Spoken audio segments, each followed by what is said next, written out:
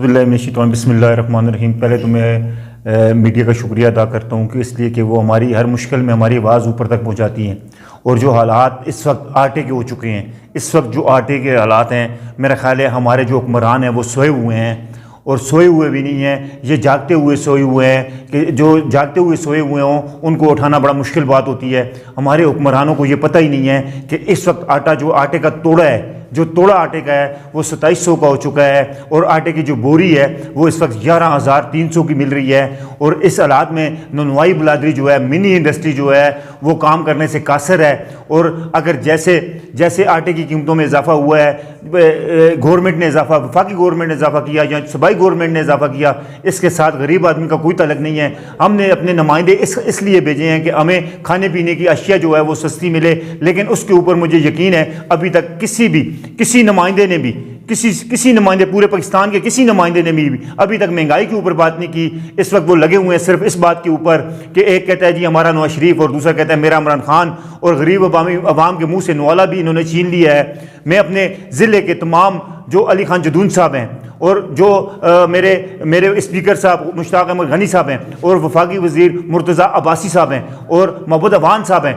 मैं उनसे रिक्वेस्ट करता हूँ यार खुदा के लिए आप ये हमारे ऊपर जो बुनियादी चीज़ है, जो आपके लीडर जितना झूठ बोल चुके हैं, दोनों के लीडर इतना झूठ बोल चुके हैं, बुनियादी जो चीज़ है, बुनियादी चीज़ आटा और रोटी है, वो आप अगर गरीब अवाम को आप नहीं दे सकते तो आप क्या देंगे। मैं आपको फिर कहना चाहता हूं, मेरे किसी डीसी के आगे मेरी कोई रिक्वेस्ट नहीं है, किसी कमिश्नर के आगे मेरी कोई रिक्वेस्ट नहीं है।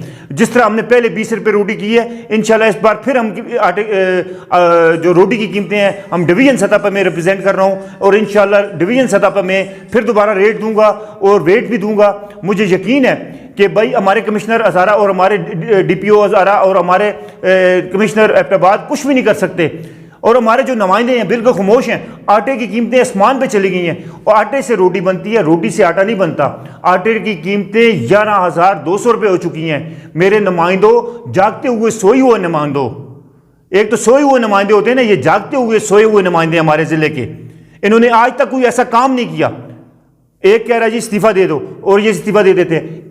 क्या मुझे बताएं, अली खान जदून साहब आपको इमरान खान ने सिलेक्ट किया था? आपको अपने बात की आवाम ने सिलेक्ट किया है। आपको अपने आवाम के हल्के के बारे में सोचना चाहिए था। आपने आज तक कौमी असम्बली में जाकर आपने आटे के बारे में बात नहीं की, आपने खुर्दनोश की चीज़ों के बारे में। आप जब हुकूमत में होते हैं तो आपको महंगाई का पता नहीं होता, जब आप अपोजिशन में आते हैं उस वक्त आपको पता चलता है कि महंगाई हो चुकी है।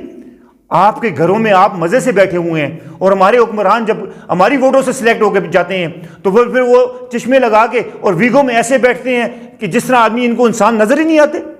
खुदा का वास्ता है आपके आगे, खुदा का वास्ता है हुक्मरानों, खुदा का वास्ता है, हमें आपसे कुछ भी नहीं चाहिए, कुछ भी नहीं चाहिए। सिर्फ 2 वक्त की रोटी और आटा सस्ता कर दो, नहीं तो हम गरीबों के मुंह से रोटी का नवाला भी जा रहा है। और मैं आपको बावर करवाना चाहता हूं, अगर आटे की यही पोजीशन रही तो इंशाअल्लाह रोटी की कीमतों में भी उसी तरह इजाफा होगा जिस तरह आटे की कीमतों में इजाफा है। अगर आटा महंगा होता है तो आटे वाले को कोई नहीं पकड़ता, तो जब किसी तंदूर वालों को किसी ने पकड़ा तो बशीर भट्ट डिवीजन लेवल पर मैं इसकी नुमाइंदगी कर रहा हूं इंशाअल्लाह, और मैं डिवीजन लेवल पर इसको मैं रेट भी दूंगा और वेट भी दूंगा।